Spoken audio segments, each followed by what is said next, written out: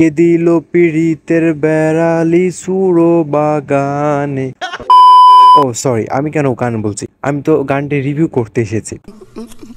তো চলুন ভিডিওটি শুরু করে ফেলি।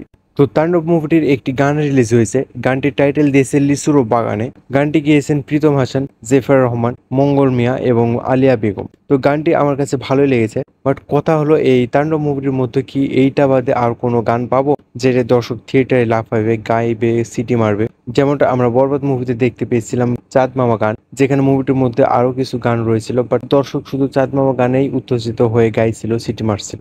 আবার তুফান মুভির মধ্যে দুটা গান দেখতে পেয়েছিলাম, দুষ্টু কোকিল আর লাগে উড়া ধরা গান। এই গানগুলোর মাধ্যমে দর্শক আরো বেশি উপভোগ করেছিল মুভিটি। তো এখন কথা হলো তাণ্ডবের লিচুরো বাগানে গানটি মুক্তি পেয়েছে, সেটাতে দর্শক থিয়েটারে গিয়ে জমজমাট ভাবে মজা করতে পারবে কি?